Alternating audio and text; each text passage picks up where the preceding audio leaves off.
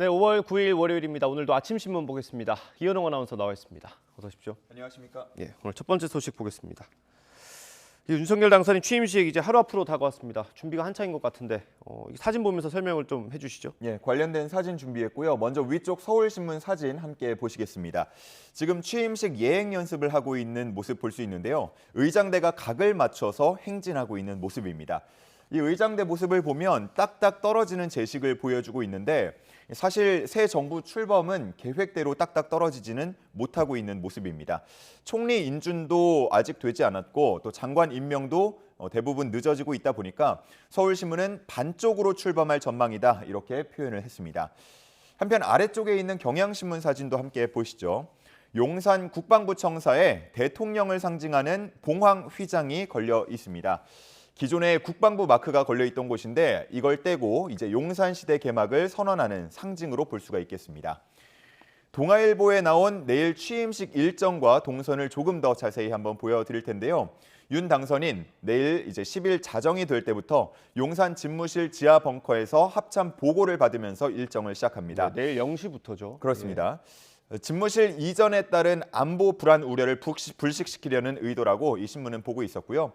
그 이후에는 자택에 잠시 들렀다가 현충원 참배 후 취임식에 참석할 예정이고 또 이후 집무실 외빈 접견, 국회 경축 행사, 또 마지막에 신라호텔 외빈 초청 만찬까지 정말 하루 종일 이 서울 여기저기를 오가면서 일정을 진행할 예정입니다. 네. 그리고 취임식 때 또 눈에 띄는 부분이 있는데요. 윤 당선인 차에서 내려서 180m 정도 걸어서 연단에 올라갈 예정이라고 하는데요. 양쪽에 이제 국민들을 사이에 끼고 이제 쭉 올라갈 예정이라고 합니다. 기존과는 다른 새로운 대한민국을 만들겠다라는 의지를 보여주는 상징적인 장면이라고 합니다. 실제로 어떤 모습일지 하루만 기다려보시면 되겠습니다. 예, 뭐 거의 10년 만에 이렇게 대규모 취임식이 치러지는 거니까요. 국민들 관심이 아주 클 것 같습니다. 다음 기사 보겠습니다. 앞서 잠깐 언급을 해주셨는데 정부 출범이 이제 하루 앞으로 다가왔는데 내각이 구성이 아예 안 됐죠, 아직. 그렇습니다. 관련한 기사 동아일보에 잘 정리가 돼 있는데요. 국회에서 인사청문회를 마치고 보고서가 채택된 건 추경호 부총리를 포함해서 모두 4명에 불과합니다. 네. 한덕수 국무총리와 장관 후보자 8명은 청문회는 거쳤지만 보고서 채택이 되지 않은 상황이고요. 나머지는 청문회가 미뤄지고 있거나 또 자진 사퇴한 경우도 있었습니다. 중요한 건 역시나 한덕수 국무총리 후보자의 국회 인준 여부라고 할 수 있겠는데요. 국무총리의 경우 잘 아시겠지만 국회에서 절반 넘게 찬성을 얻어야 하기 때문에 민주당의 협조가 필수적인데 현재 반대하는 입장을 고수하고 있습니다. 하지만 다른 장관은 국회 동의와 상관없이 임명할 수가 있는데요. 때문에 윤석열 당선인이 취임 후에 추경호 부총리를 김부겸 현재 총리 제청으로 임명할 수 있다는 관측도 나오고 있는 상황입니다. 예. 그 이후에는 추경호 부총리 대행 체제로 다른 장관을 임명할 수 있다는 계산인데요. 그렇게 되면 민주당의 반발은 더 커질 수밖에 없겠고요. 예. 민주당 관계자 인터뷰도 함께 실려 있었는데요. 한덕수 후보자를 버리겠다는 뜻으로 여겨질 수 있다. 그 공백은 지방선거까지 길어질 수 있다. 이런 내용도 눈에 띄었습니다. 네, 취임 후에 대통령 당선인이 어떤 판단을 내릴지 한번 지켜보도록 하고요. 다음 기사 보겠습니다. 인사청문회를 아직 치르지 않은 사람들 가운데 가장 주목되는 인물이 바로 한동훈 법무부 장관 후보자입니다. 예. 오늘 인사청문회 예정도 있죠? 그렇습니다. 오늘 예정이 돼 있고요. 최근에 청문회 시즌 보면 특히 이제 가족 찬스라고 부르는 공정과 관련한 부분이 최근에 핵심이 되고 있지 않습니까? 이 한동훈 후보자 자녀를 두고도 역시나 이 가족 찬스와 관련한 의혹이 제기가 되고 있는 상황입니다. 한 후보자의 딸과 조카들이 이른바 스펙 공동체를 꾸려서 함께 대입을 준비한 정황이 있다라고 의혹이 제기가 되고 있는 건데요. 기사에는 한 후보자의 딸과 조카들이 작성한 논문을 본 교수와 연구원 등의 반응도 실려 있었는데 고등학생이 썼다고 하기에는 비상식적인 부분이 있다라는 반응들을 내놓고 있다고 합니다. 예.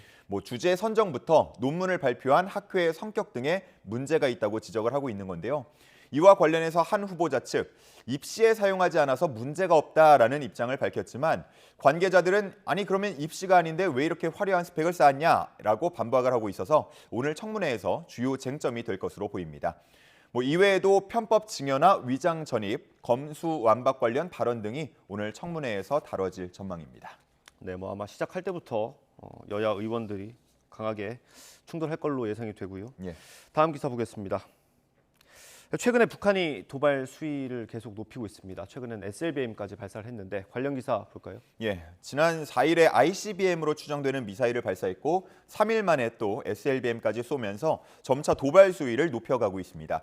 신문에서는 올해 벌써 15번째 미사일 시위라고 봤고요. 예. 특히나 이번에 발사한 미니 SLBM의 사정권이 한반도 전역이기 때문에 사실상 대남 공격 무기 체계로 평가가 되고 있습니다. 이번에 쏜 미니 SLBM은 측면 기동 형태를 띈다고 하는데요. 요격이 더 어렵도록 성능을 개선한 것으로 평가가 되고 있습니다. 그리고 또 북한이 SLBM을 쏠 수 있는 잠수함을 확보했는지에도 관심이 모여지고 있는데 일각에서는 이번에 쏜 미니 SLBM은 기존에 있는 재래식 잠수함에 탑재할 수 있다라는 관측이 나오면서 우려를 더 키우고 있는 상황입니다. 예. 우리는 이달 중에 북한이 7차 핵실험에 나설 가능성이 있다고 보고 관련 상황을 계속해서 주시하고 있는 상황입니다. 네, 그렇고요. 다음 기사 보겠습니다. 최근에 공수처가 고발사주 의혹 사건에 대해서 수사 결과를 발표했죠. 근데 좀 수사가 미흡했다 뭐 이런 평가들이 많았거든요. 그렇습니다. 관련 기사 한번 볼까요? 네, 한국일보가 불기소 이유서를 확보를 해서 기사를 썼는데요. 네. 공수처는 고발장 작성자로 수사정보정책관실 소속 검사 2명을 끝까지 의심을 했다고 합니다. 1차 고발장이 전달된 날 이 두 검사가 관련 판결문을 조회를 한 적이 있다고 하고요. 예. 또 이후에 이 중에 한 명인 A 검사가 손준성 검사와 검찰 메신저로 대화를 나눈 정황도 있다고 합니다. 그리고 또 몇 분 뒤에는 손 검사가 김웅 의원에게 판결문을 전송해 주는 등 좀 일사불란하게 움직인 점에 공수처는 주목을 했습니다. 예. 또 여기서 A 검사가 수사관에게 정치 유튜브 방송을 정기적으로 모니터링하고 보고서를 작성하도록 했는데 이 보고서 내용이 고발장에 담긴 부분도 공수처는 주목했습니다.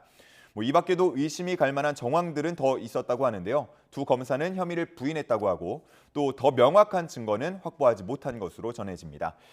결국은 고발장을 전달한 사람은 있는데 작성한 사람은 없는 반쪽짜리 결과가 나왔다고 평가가 되고 있는 상황입니다. 예, 뭐 비슷한 평가네요. 다음 기사 보겠습니다. 네, 러시아도 지금 열병식을 준비하고 있다고 하죠. 예. 어떻습니까? 사진부터 설명을 좀 해주시죠. 네, 지금 이쪽에 나온 사진, 중앙일보에 걸린 사진 함께 보시죠. 최근에 모스크바에서는 이처럼 열병식 리허설이 계속 진행이 되고 있습니다. 이런 리허설 상황을 봤을 때 핵 전력을 포함한 군사 퍼레이드가 진행될 것으로 현재 전망이 되고 있고요. 열병식과 함께 러시아가 전쟁과 관련한 어떠한 메시지를 내놓을지 이 부분에 관심이 집중되고 있는데 전문가들은 한 3가지 정도의 시나리오가 있다고 봤습니다. 첫 번째는 핵 위협을 가한다는 건데요. 푸틴이 서방을 향해서 더욱더 강경하게 마치 뒤가 없는 사람처럼 태도를 취해서 유리한 협상을 이끌어낸다라는 전략이 가능하다고 봤고요. 두 번째는 전면전을 선언하는 것입니다. 물론 크렘린궁은 이러한 예측에 대해서 터무니없다라는 입장을 밝힌 상태긴 한데요. 그 이후에도 지속적으로 대규모 징집 얘기가 나오고 있는 상황입니다. 마지막 3번째 시나리오는 승전을 주장하면서 전쟁을 종결하는 일종의 출구 전략을 모색할 수 있다라는 전망도 나오고 있습니다. 예. 과연 푸틴 러시아 대통령이 어떤 메시지를 내놓을지 한번 지켜봐야겠습니다. 네, 우크라이나 전쟁이 지금 굉장히 길어지고 있고요. 러시아가 어떤 선택을 내릴지 이번에 전승절 기념 열병식이 어떤 좀 반환점이 될 수 있을 수도 있을 것 같습니다. 네, 지금 시차 계산했을 때 러시아도 9일이 됐습니다. 예, 다음 기사 보죠. 네, 저도 이 기사 보고 좀 신기했는데 흔히가 우리 트럭이라고 부르는 차들입니다. 이 차들이 판매량이 꽤 많이 늘었다고 하더라고요. 네, 서울신문에 나온 기사인데요. 중간에 그래프를 먼저 확대해서 보여드리면 좋을 것 같습니다. 지난 4월에 현대차와 기아의 차종별 판매 순위를 나타내고 있습니다. 보면은 1위가 포터로 8,400여 대 팔렸고요. 예. 2위가 봉고 3로 6,400여 대가 팔렸습니다. 보통 그랜저나 아반떼 같은 차들이 1, 2위에 껴있는 경우 많은데 이런 승용차들을 모두 다 몰아내고 이렇게 상용차들이 나란히 1, 2위를 차지한 게 이번이 처음이라고 합니다. 말씀해 주신 대로 기존의 이 두 상용차 자영업자의 사업 미천으로 불리기도 했고요. 또 경기가 악화될수록 잘 팔린다고 해서 한때는 포터 지수라는 말도 나온 적이 있습니다. 그런데 최근의 판매량 급증은 또 다른 원인들이 있다고 하는데요. 예. 바로 이 차량들을 캠핑카로 개조해서 사용하려는 인구가 많아졌다라는 점도 있었고요. 또 배달 시장의 급성장으로 덩달아서 관심이 집중됐다라는 부분이 부각이 됐습니다. 그리고 지금 승용차 같은 경우는 차량용 반도체 수급난 때문에 출고가 지연이 되고 있는 상황인데요. 예. 그렇기 때문에 판매량이 자연스럽게 저조해지면서 상대적으로 포터와 봉고의 순위가 올라갔다라는 분석도 있었습니다. 업계 관계자는 당분간 이런 흐름이 지속될 것으로 전망을 하고 있었습니다. 예.